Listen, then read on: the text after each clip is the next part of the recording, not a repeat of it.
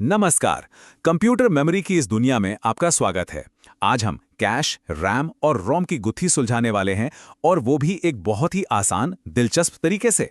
तो ये सवाल ये हम सबके दिमाग में कभी ना कभी तो आता ही है ना। और इसका जवाब पता है कहाँ छिपा है? वो छिपा है कंप्यूटर की मेमोरी के अंदर। जी हाँ, सिर्फ 3। कह सकते हैं कि ये 3 मुख्य खिलाड़ी हैं। अगर इनको समझ लिया तो समझ लीजिए कंप्यूटर के परफॉर्मेंस का पूरा राज खुल जाएगा। तो चलिए शुरू करते हैं। देखिए, इन मुश्किल से लगने वाले टेक्निकल शब्दों से घबराने की कोई ज़रूरत नहीं है। हम इसे समझने के लिए एक बहुत ही रोज़मर्रा का आसान सा उदाहरण लेंगे। तो सोचिए, कोई स्टूडेंट है जो एक बहुत ज़रूरी एग्जाम की तैयारी कर रहा है, अपनी स्टडी टेबल पर बैठा है। बस यही माहौल हमारे पूरे उदाहरण का बेस है। अब उस स्टूडेंट के पास 3 चीज़ें हैं। पहली, स्कूल से मिली एक प्रिंटेड इंस्ट्रक्शन शीट जो कभी नहीं बदलती। दूसरी, एक टेबल जिस पर वो सारी किताबें रखी हैं जिन्हें अभी पढ़ा जा रहा है। और तीसरी, एक छोटा सा स्टिकी नोट जिस पर वो फॉर्मूले लिखे हैं जो बार बार काम आ रहे हैं। बस इन 3 चीज़ों को याद रखिएगा। तो अब वक्त आ गया है कि इन तीनों चीज़ों का असली परिचय करवाया जाए। हमारे पढ़ाई की ये 3 चीज़ें ही असल में कंप्यूटर की 3 अलग अलग तरह की मेमोरी हैं।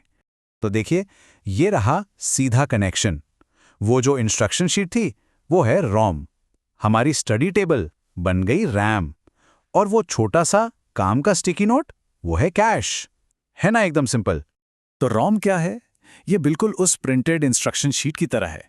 ये कंप्यूटर को बताती है कि भाई चालू कैसे होना है। ये परमानेंट है, मतलब इसे बदला नहीं जा सकता। और बिजली जाने पर भी ये अपनी जानकारी नहीं खोती। अब आते हैं रैम पर, यानी हमारी स्टडी टेबल। ये है असली वर्किंग एरिया।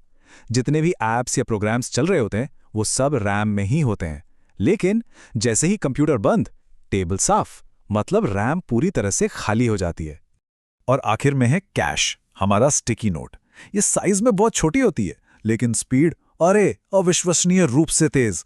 इसमें वो जानकारी रखी जाती है जिसकी जरूरत कंप्यूटर को बार बार फटाफट पड़ती है, ताकि उसे हर बार लंबी चौड़ी फाइलों में न खोजना पड़े। ठीक है, तो अब हम ये तो जान गए कि ये क्या है। तो चलिए अब देखते हैं कि स्पीड, साइज और इनके काम करने के तरीके में ये एक दूसरे से कितने अलग हैं और कैसे ये तीनों मिलकर काम करते हैं। स्पीड की बात करें तो यहां तो कोई मुकाबला ही नहीं है। कैश मतलब बिजली की रफ्तार। उसके बाद नंबर आता है रैम का, और रोम इन सब में सबसे धीमी है। वैसे उसे तेज होने की जरूरत भी नहीं है, क्योंकि उसका काम तो सिर्फ कंप्यूटर को शुरू करना है। अच्छा, अब जरा इस स्लाइड को देखिए। ये साइज के फर्क को एकदम साफ साफ दिखाती हैं। देखिए, कैश कितना छोटा सा है ना। दूसरी तरफ है रैम, जो कितनी बड़ी होती है ताकि एक साथ इतने सारे प्रोग्राम्स चल सकें। और रोम वो इन दोनों के बीच में कहीं आती है। अगर पढ़ाई वाला उदाहरण थोड़ा मुश्किल लगा हो तो एक और देख लीजिए, किचन का उदाहरण। दीवार पर जो रेसिपी टंगी है वो है रोम।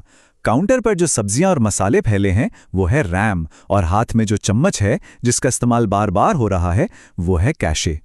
मुझे लगता है कि अब ये कॉन्सेप्ट और भी पक्का हो गया होगा। चलिए अब जरा कुछ आम गलतफहमियों को दूर करते हैं और देखते हैं कि सच्चाई क्या है।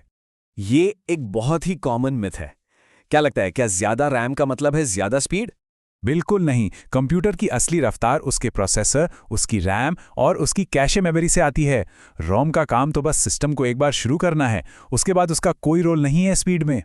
एक और गलतफहमी जो अक्सर लोगों को होती है, क्या रैम कंप्यूटर को स्टार्ट करने में मदद करती है? इसका जवाब भी है नहीं। ये काम तो रोम का है, हमारी इंस्ट्रक्शन शीट का। रैम तो हमारा वर्किंग डेस्क है, जहां असली एप्लीकेशन चलती हैं, असली काम होता है। तो सवाल ये है कि हमने ये सब क्यों सीखा? क्योंकि ये सिर्फ कोई किताबी ज्ञान नहीं है। इसे समझना किसी को भी अपने डिवाइस के बारे में बेहतर फैसले लेने में मदद करता है। तो पूरे विश्लेषण का सार बस इस एक लाइन में है। रोम शुरू करती है, रैम चलाती है और कैश रफ्तार बढ़ाती है। बस इतना ही। जब कोई इन तीनों के बीच के तालमेल को समझ जाता है तो वो ये भी समझ जाता है कि कोई कंप्यूटर असल में तेज या धीमा क्यों है और एक अच्छी परफॉर्मेंस का मतलब क्या होता है। अगर इस पूरी बातचीत से सिर्फ एक बात याद रखनी हो तो वो ये है, ये एक लाइन अपने आप में सब कुछ कह देती है। और अब आखिर में एक सवाल, जो कुछ भी सीखा गया है क्या उसे इस्तेमाल करके कोई भी ये कॉन्सेप्ट किसी और को समझा सकता है?